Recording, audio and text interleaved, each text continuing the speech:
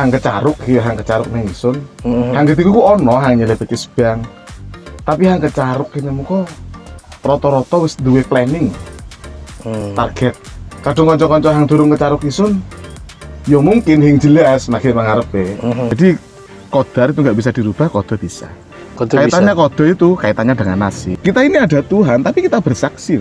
Kita tanpa melihat Tuhan, kita bersaksi. Sampai neng bakungan kono, syukur han tobok, jare awake ono hang rontok penyakitnya. Kan sendiri ki ngerti penyakitku kok rontok iki kau.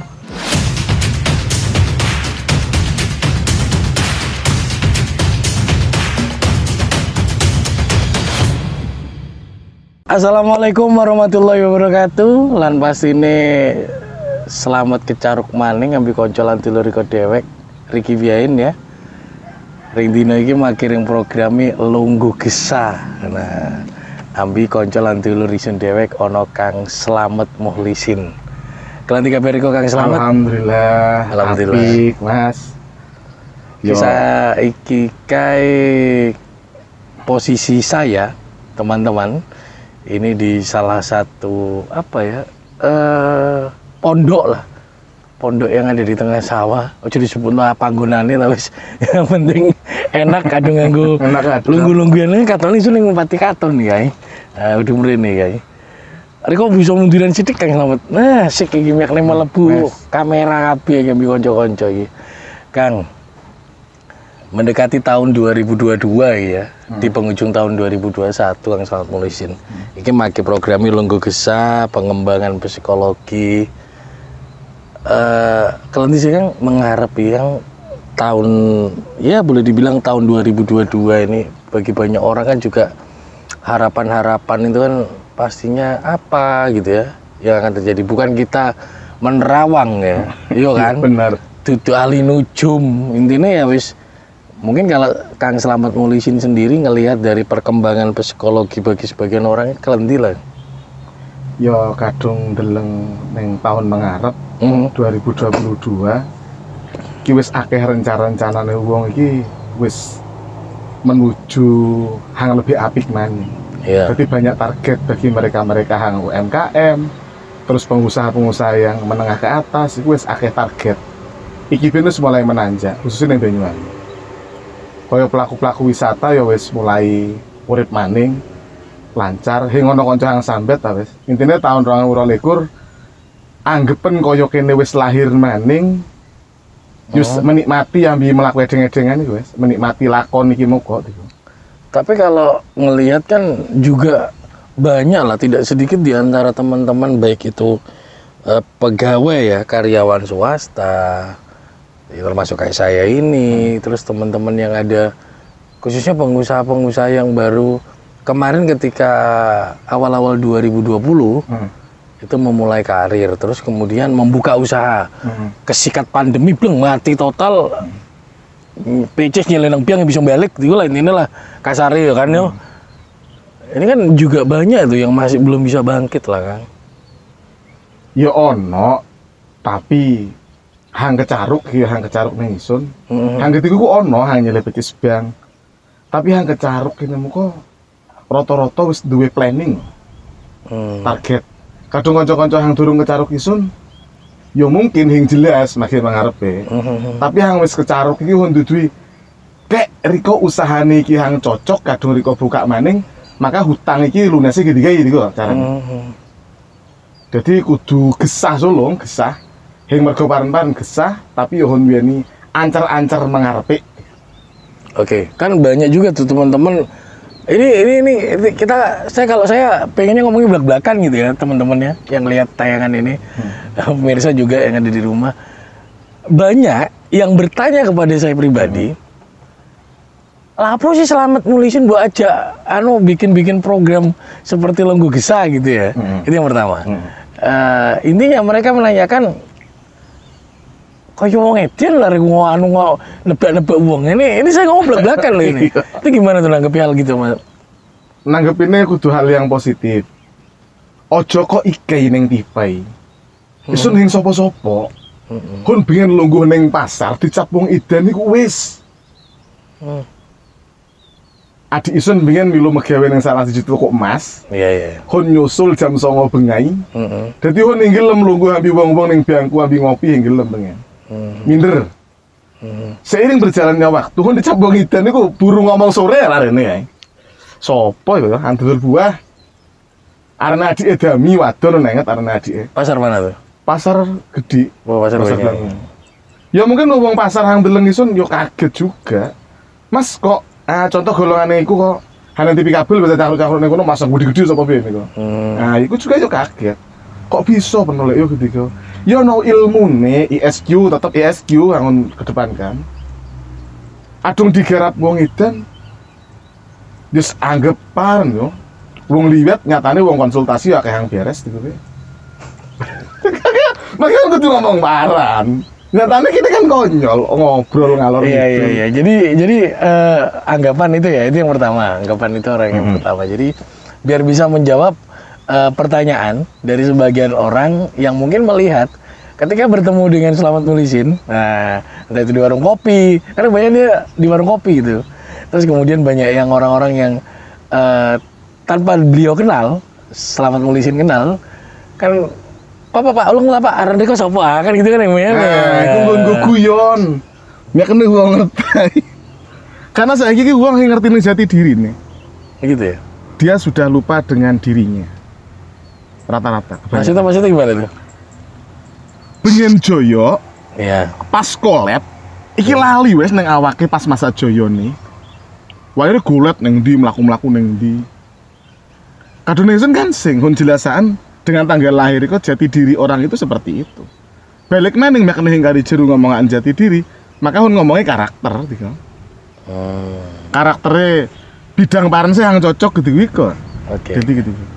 Jadi kembali ke jati diri orang masing-masing gitu ya. Oke. Nah, ini kalau pemirsa juga yang ada di rumah nih, Mat.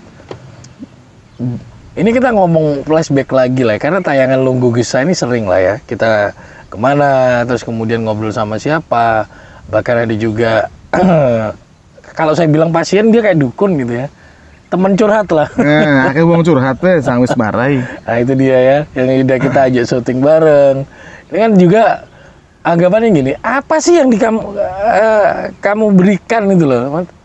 Apa sih yang Anda berikan kepada orang-orang yang setidaknya orang belum kenal loh ya?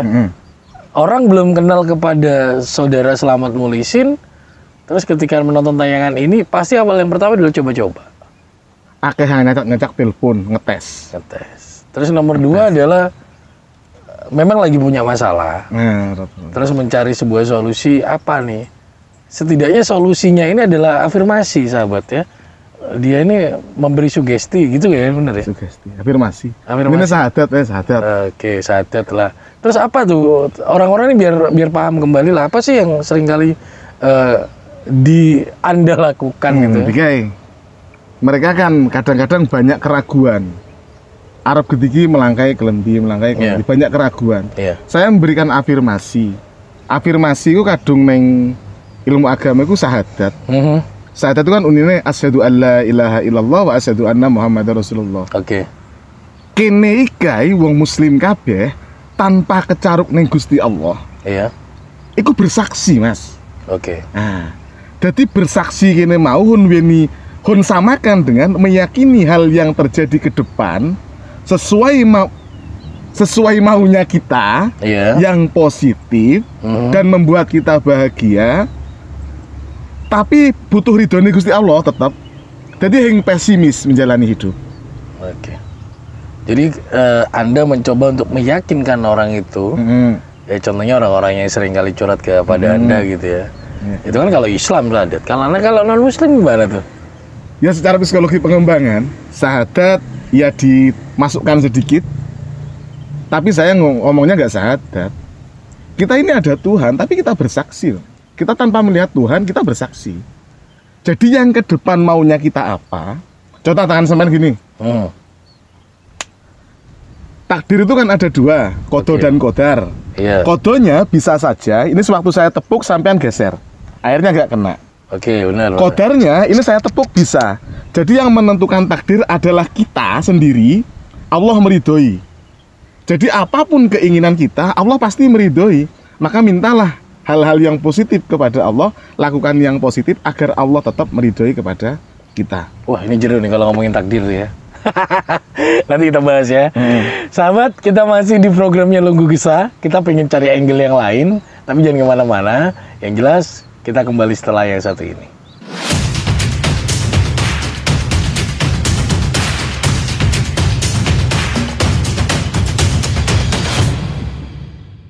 Ya, kita kembali. Angle-nya kita rubah.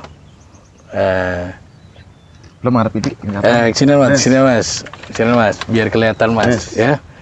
Katanya. Tadi sempat disinggung gitu ya, takdir. Ngomongin tentang ini tadi. Ya mudah-mudahan saya tidak salah ya. Kak keceron lah omonganku gitulah. Kalau bahasa Jawa aja cuma pengen tanya aja. Kan ada tuh, bener gak sih ya? Takdir seseorang itu bawaan dari lahir, takdir. Cuman nasib. Tuhan tidak akan merubah nasib seseorang kalau orang itu tidak merubahnya sendiri. Benar ya? Ya itu benar. Gimana sih? Kodonya itu tadi. Oh gitu. Kodo. Jadi kodo itu yang bisa dirubah. Kalau kodar nggak bisa dirubah. Contoh ada bencana, kiamat. Kita lahir dengan bapak ini itu nggak bisa dirubah. Nggak mungkin kan kita tiba-tiba ikut kodar lahir koyo isun ning bapak hun samin ning Gelagah. Itu nggak bisa kita minta. Itu kodarnya di situ. Lahir dengan ibu Bohani. Nggak bisa saya rubah, tapi yang kodo bisa. Jadi kodar itu nggak bisa dirubah, kodo bisa. Kaitannya kodo itu kaitannya dengan nasib. Contoh, padi ini ditanam. Oke. Kadang-kadang kan bisa apik, bisa elek. Benar. Kadung ono tikus hingga gigi di sualani coro Jawa atau diobati. Pariki entek, nepaki pariki apik, juga mas. Iya. Jadi yang pasrah.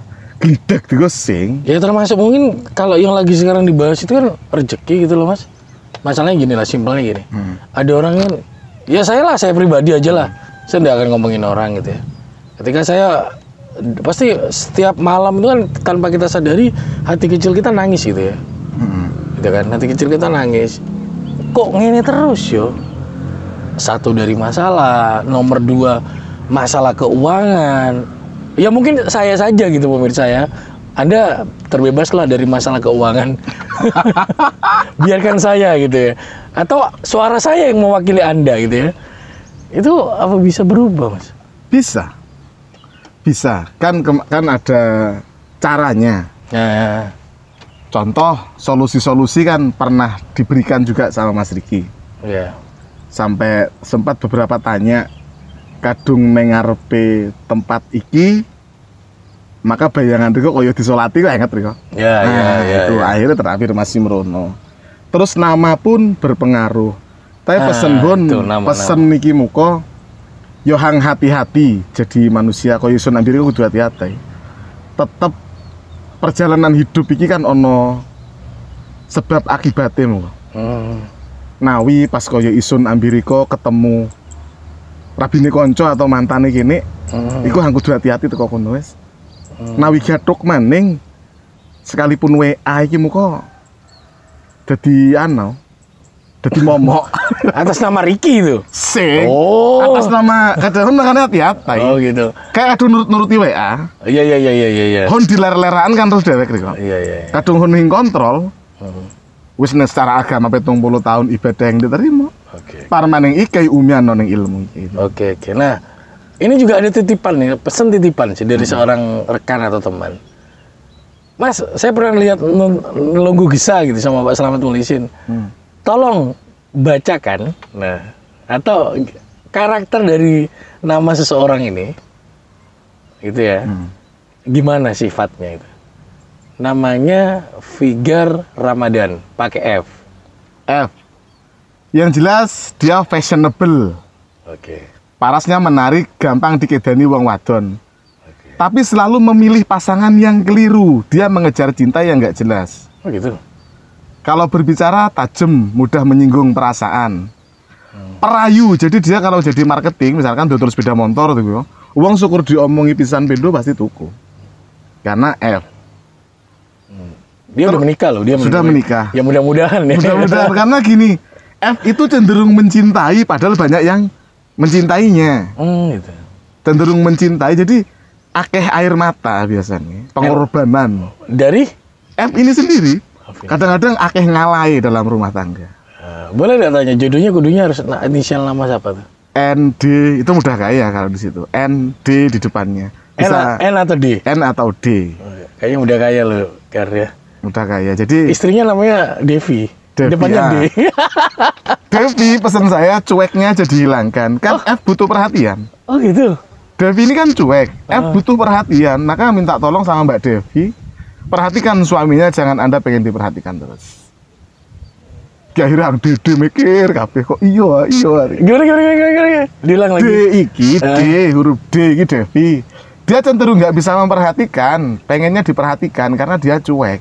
Gitu. Kalau F pengennya diperhatikan, Oke. dia memperhatikan pasangannya tuh terus F ini. Pokok F iki akeh ngalahi wes dalam perjalanan ini. Oke. Kadung D biasanya disambati keluarga. D ini disambati keluarga. Keluarga F ketemu D, udah kaya. Udah kaya. Wah, itu ya. Padahal Iki ini wong Jawa-Jawa Mas, biasanya kan ono wong hitung-hitungan Jawa tuh. Kan ngomong psikologi pengembangan iki ono ilmu Jawa. Nih psikologi pengembangan ambi ESQ 165. Oke. Iki adung hang deleng-deleng akeh wong Jawa iki rata-rata gidulan no. Harus ada telepon-telepon no. Kan Sri Lungguh donya nggih Pak nggih. Jadi D sama F itu tibane tiba donya, makanya mudah kaya. Tiga. Aduh. Mangkat ilmu Jawane metu. Aduh. Ini kan juga bertanya tuh. Ini biasanya ya kita kan Anda bukan mendahului kodrat yang diri yang atas lah ya. Tapi setidaknya Anda bolehlah Anda punya ilmunya, Anda boleh perhitungan. Tapi semua itu ya memang ya yang kuasa yang memiliki ini kan ya. Kan gitu kan. Jadi bukan mengkultuskan dia kayak dukun lah, pemirsa ya. Aja dukun-dukun ya. Jangan Iki ilmu mudah dipelajari. Pelajari. Nah, ini lagi satu lagi nih, Mat. Tadi udah dijelasin apa yang kamu berikan kepada seseorang atau ketika klien gitu ya, klien atau orang yang curhat ke Curhat ya. gitu kan biasanya kan pastilah dia sudah menjelaskan bahwasannya afirmasi atau sebuah sugesti gitu ya. Afirmasi ku pernyataan. Jadi kini kudu meyakini. Misalkan saya yakin dan percaya yang punya hutang les, yang barangkali belum ketemu saya, masalahnya ada emas yang di kandangan itu kan uangnya sama orang, akhirnya dibayar. Ini bagi yang punya hutang, coba ditulis ini ya. Bismillahnya 3 kali, Bismillahirrahmanirrahim, Bismillahirrahmanirrahim, Bismillahirrahmanirrahim. Terus sholawatnya 3 kali, Allahumma sholli ala Muhammad, Allahumma sholli ala Muhammad, Allahumma sholli ala Muhammad. Doa afirmasinya seperti ini, ya Allah, saya yakin dan percaya tiba-tiba dalam waktu dekat-dekat ini saya mendapatkan rizki yang banyak dan datangnya tidak saya sangka-sangka. Akhirnya hutang-hutang saya lunas dan saya semakin bahagia. Kabulkanlah ya Allah, amin. Itu Mas yang saya berikan sama kawan-kawan. Tapi membacanya harus menggunakan hati, bersuara, kalau bisa sambil meneteskan air mata. Oke. Itu yang diajarkan di ESQ 165. Terus ada tepukan lengan kiri itu, kenapa saya gabungkan dengan tepukan? Karena metodenya di situ. Waktu saya belajar gitu.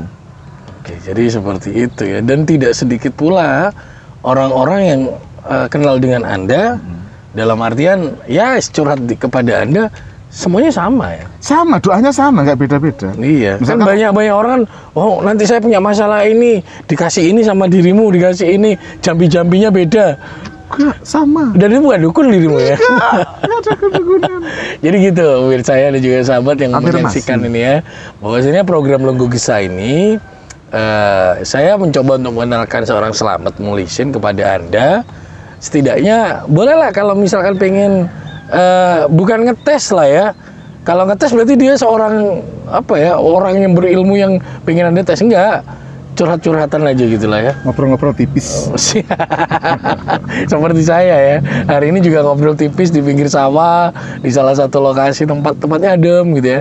Ya cuma pengen menenangkan pikiran saja gitu. Setidaknya obrolan ini intinya adalah tidak mengkultuskan Slamet Muhlisin menjadi seorang dukun. Enggak.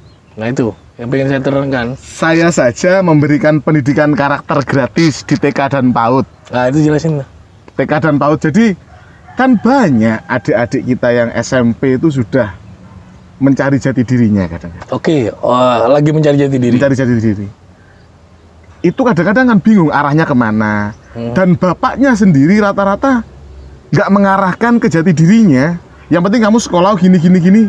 Nggak karakter yang sebenarnya bidangnya apa nggak dijelaskan di situ. Kan saya ceritakan ke Mas Riki, terus di TK dan PAUD. Ya kira-kira kalau untuk saat ini baru dapat 23 TK yang saya beri gratis. Tapi itu ada nanti buku yang saya cetak dan itu berbayar tapi murah, nggak sampai 50.000 per lembar. Oke. Dan dilaminating gitu.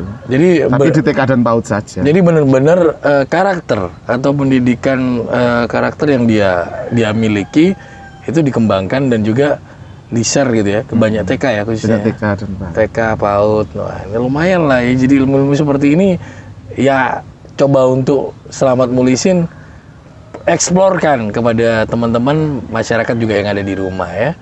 Jadi Lungguh Gesah ini bukan untuk, saya ingatkan sekali lagi, memperkenalkan Selamat Mulisin menjadi seorang dukun. Karena banyak tuh, kalau apa sih namanya program Lungguh Gesah, jadi seakan-akan Selamat Mulisin adalah dukun gitu. Enggak. Saya cuma ingin ngajak aja. Biasanya teman-teman itu kan banyak juga yang punya masalah. Istilahnya juga lagi banyak problem. Mungkin, dengan metode yang diterapkan oleh Selamat Mulisin ini, Anda ngerasa terbantu. Ya sederhana sebenarnya. Tapi banyak sih teman-teman yang terbantu di selatan kota kah, atau di utara. Mas, di selatan itu ya sebetulnya iki balik maning neng Mas Kandangan yang nggak pernah tatap muka, hanya saya kirimi melalui via WA.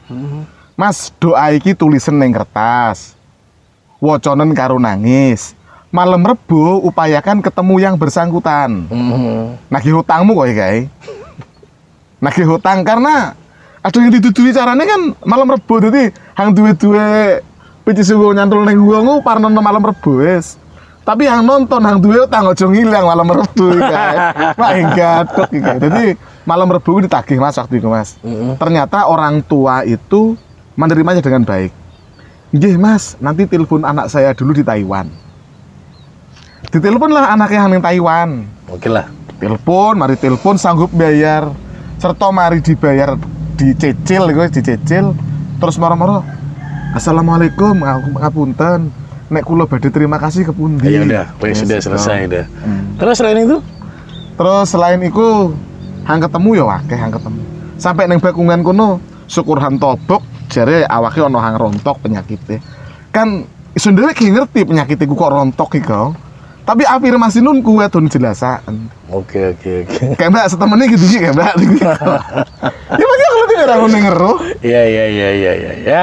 Jadi biar masyarakat Banyuwangi yang menilai, teman-teman yang melihat, intinya adalah Selamat Mulisin seperti demikian gitu ya.